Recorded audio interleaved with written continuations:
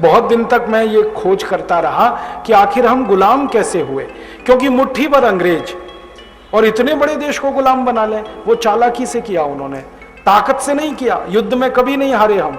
जब जब अंग्रेजों के खिलाफ युद्ध लड़े भारत के राजाओं ने, अंग्रेज हारे हर युद्ध में। महाराजा रणजीत सिंह के साथ अंग्रेजों ने 18 युद्ध लड़े, एक भी युद्ध में नहीं जीत पाए।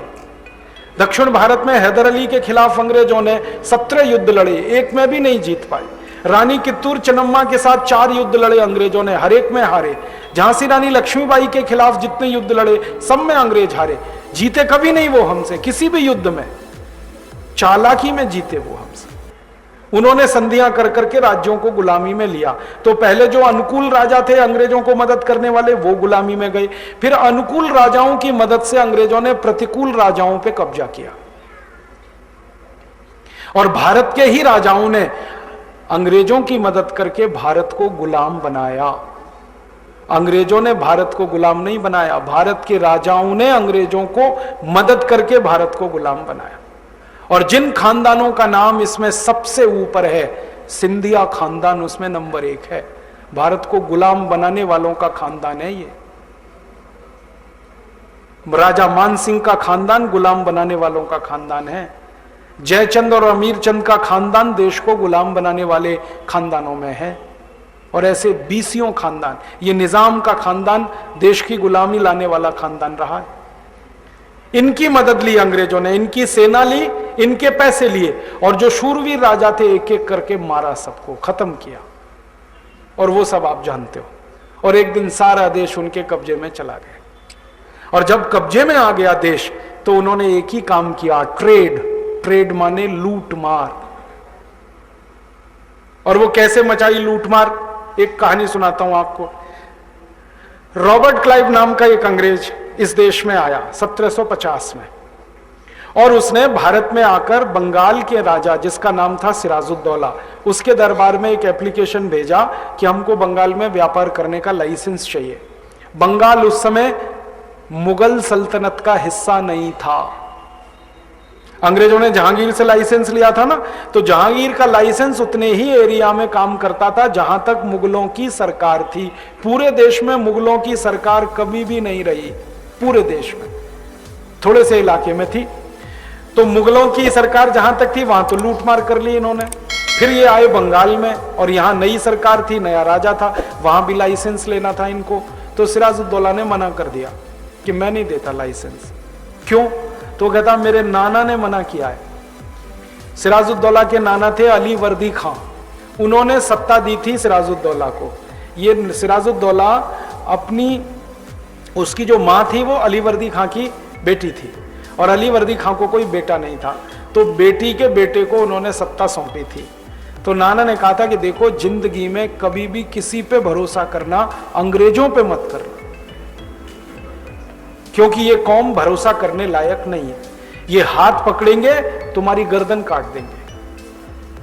तो ये समझकर वो बैठा था गद्दी पे।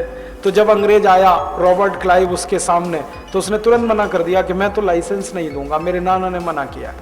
तो ये बोला रॉबर्ट क्लाइव कि अच्छा, तुम लाइसेंस नहीं दोगे तो हम तुम्हारे राज्य पे हमला करेंगे।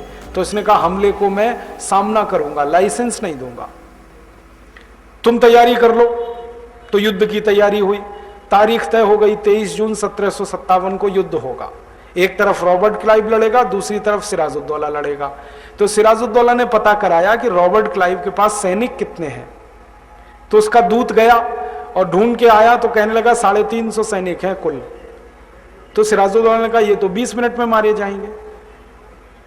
तो उसने तय किया कि मुझे तो युद्ध में जाने की ही जरूरत नहीं है, मेरा तो सेनापति ही लड़ लेगा जाके। और सेनापति को उसने सेना दे दी, और सेना में 18,000 सैनिक, और सेनापति मीर जाफर पहुंच गया युद्ध के मैदान में। अब रॉबर्ट क्लाइव ने जब देखा कि इतनी बड़ी सेना है, तो उसके हाथ पैर फूल गए, और हाथ पैर फूल गए, उसको लगा कि मैं तो मारा जाऊंगा। तो उसने एक चालाकी की, सेना के सेनापति को चिट्ठी भेजी मीर जाफर को कि तुम मेरे से दोस्ती कर लो, संधि कर लो, तो हम युद्ध नहीं लड़ेंगे। और उसमें लिखा कि तुमको मैं बंगाल का राजा बनवा दूंगा, हाँ, और हम तुम मिलके सिराजुद्दौला को मार डालेंगे। तुम युद्ध मत करो, संधि कर लो। अब मीर जाफर के मन में लालच आ गया राजा बनने का, और उसने कहा रॉबर्ट क्लाइव ने कि खजाना तुम्हारा हो जाएगा पूरा। तो ये तैयार हो गया मीर जाफर, तो इसने संधि की रॉबर्ट क्लाइव के साथ। 23 जून 1757 को प्लासी के मैदान में युद्ध नहीं हुआ, संधि हुई। और हम इतिहास में पढ़ते हैं कि प्लासी के मैदान में बड़ा भारी युद्ध हुआ, कोई युद्ध नहीं हुआ, संधि हुई थी। और उस संधि में मीर जाफर के 18,000 सैनिकों ने अंग्रेजों के 350 सैनिकों के सामने समर्पण किया, सिर्फ एक लालच में कि कुर्सी मिलेगी मीर जाफर को। अब हुआ क्या कि 18,000 सैनिक समर्पण करके रॉबर्ट क्लाइव ने अपनी सेना में उनको मिला लिया। यह चालाकी हुई। उसके तो 350 सैनिक थे जो इंग्लैंड से आए थे, इधर 18,000 सैनिक और मिल गए।